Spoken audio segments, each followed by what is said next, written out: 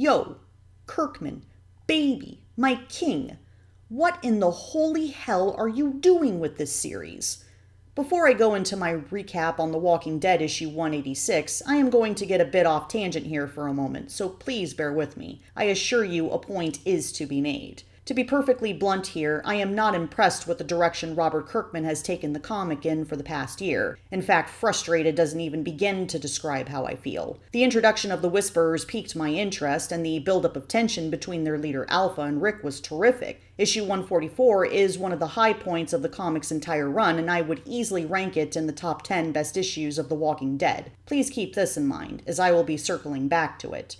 And then it all went downhill from there. After proving herself to be the ultimate contender for baddest villain, and I mean that as an absolute compliment, Alpha is quickly dispatched and the overly hyped Whisperer War turned out to be little more than a fart in a windstorm. This wasn't the first time that Kirkman had disappointed me with this series, and it certainly wouldn't be the last. Flash forward to the current arc in the story. The Commonwealth and all of the embarrassing clusterfuck surrounding it still rages on. So issue 186 starts off with some boy getting friendly with Sophia, and Carl flashes her the thumbs up symbol. Yeah, remember how it was heavily implied that there was some R-rated tension between Carl and Sophia in the previous issue? Yeah, so much for that. Next we cut to Eugene and Stephanie, in which I can only assume is a post-coital moment, given that Eugene is not wearing a shirt and Stephanie is not wearing pants. This was one of the only scenes from this issue that I genuinely liked. Not that I am biased or anything. Eugene complimenting Stephanie for her perceived imperfections made my heart swell 15 times its size. I can't help it. They are just so cute together. Then next we get Dwight with a serious case of a savior complex, pun fully intended, being an annoying jackass to Rick. Never mind the fact that he willingly gave up his position as the leader of the sanctuary due to some serious animosity and not giving a flying fuck about the saviors. Now he wants to save the people of the Commonwealth, a community of people that he had just met, mind you, from their power-hungry oppressors. Okay then. There is a heated conversation between Rick and Michonne over the daily operations of the Commonwealth. Rick believes that Dwight might be right and that the Commonwealth is in need of some serious spring cleaning. I could have sworn I've seen something like that before in a storyline from many moons ago.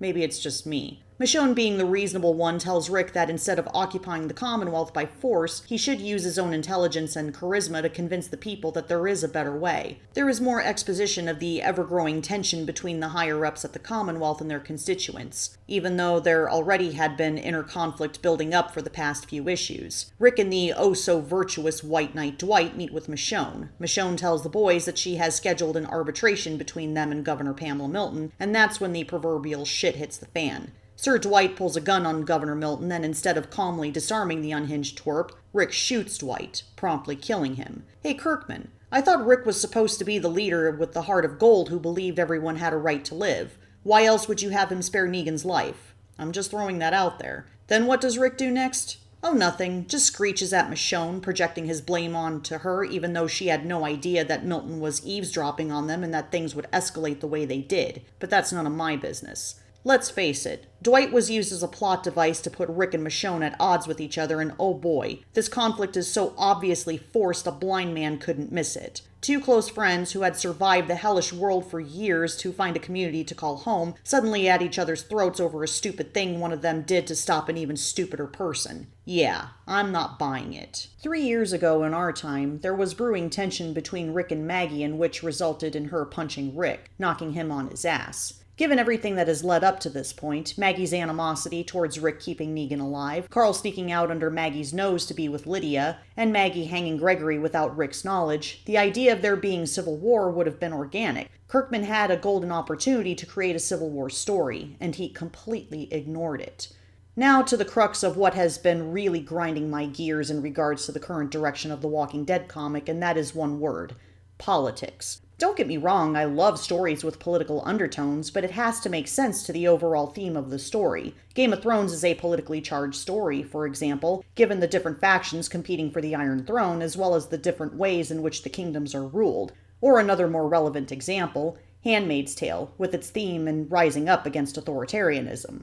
The Walking Dead, in contrast, is about survival in the wake of an apocalypse. When it gets deep, it's usually in reference to some moral conflict, a crisis of conscience. Choosing to make a statement on politics in a post-apocalyptic end-of-the-world story involving the undead is awkward as hell. It's not the sort of conflict you expect these people to be worrying about.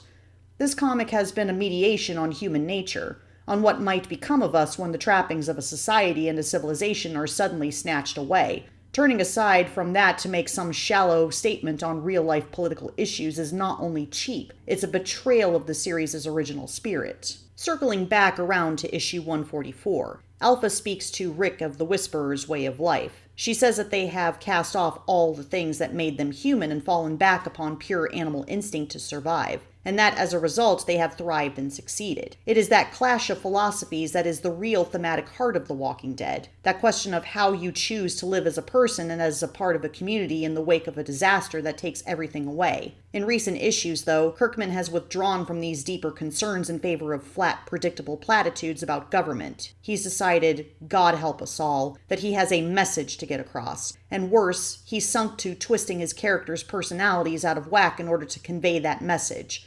Sorry, Kirkman, you are not a political commentator. And those are my thoughts. If you would like to share your opinions, please feel free to share in the comments below. And thanks for watching. Until next time, this is Lindsay, signing off.